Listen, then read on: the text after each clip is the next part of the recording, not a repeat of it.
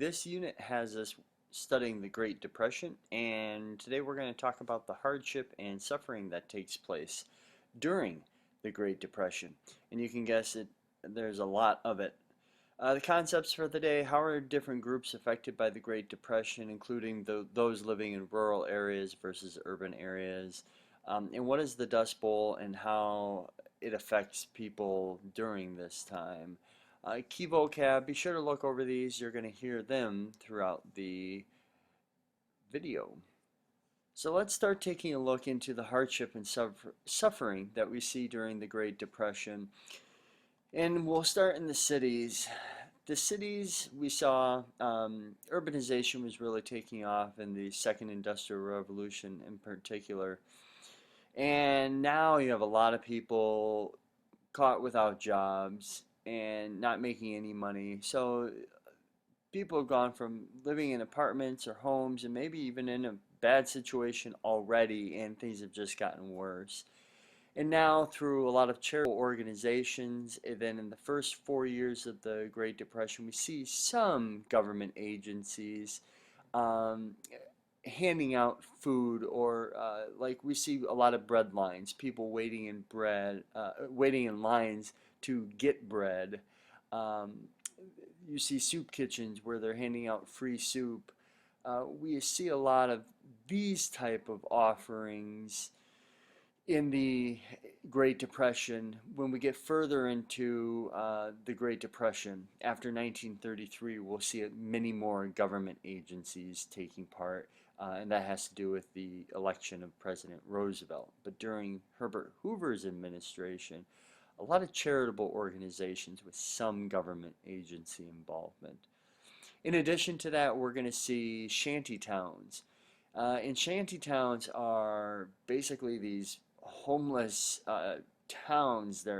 They spring up, and they're people living often on the outskirts of cities, living in whatever scraps they can find, cardboard, cars, and they simply are.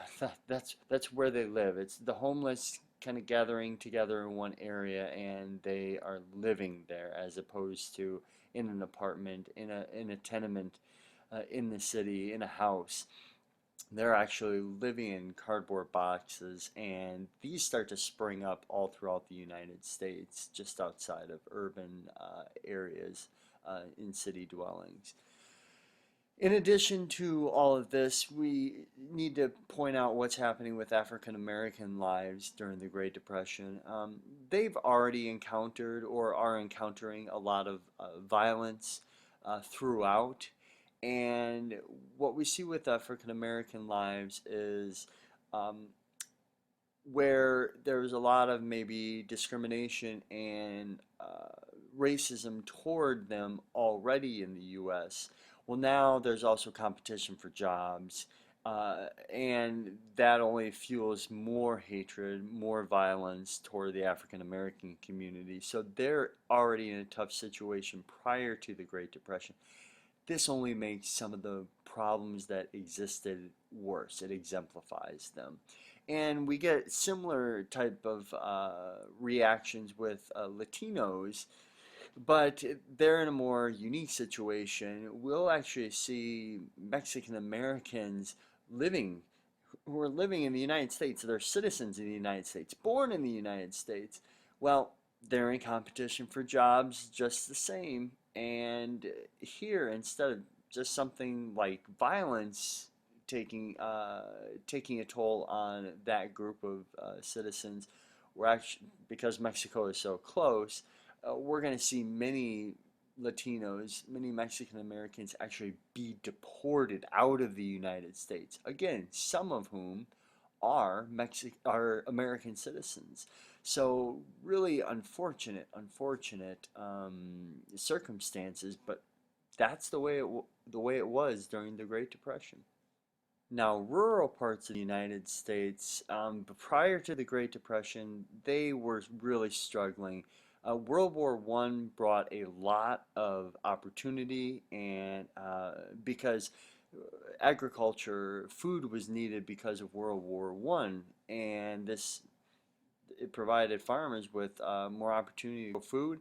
They expanded their fields. They also mechanized the equipment they were using, but all of it cost money. They had to take out loans.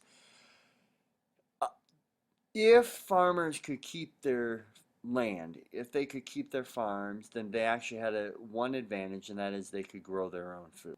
However, many lost their land because of bank collapses, people not being able to pay back loans, and sure enough, they are in the same situation as many others where they lose everything.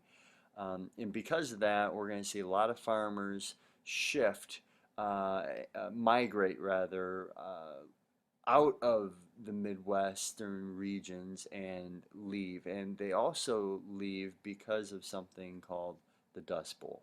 Anything else? In the mid 1930s, you see below what happened. There are these huge dust storms that make their way across the Midwest and the southern part of the United States, the Texas region, Oklahoma, Kansas, Colorado. And this occurred because of poor farming practices.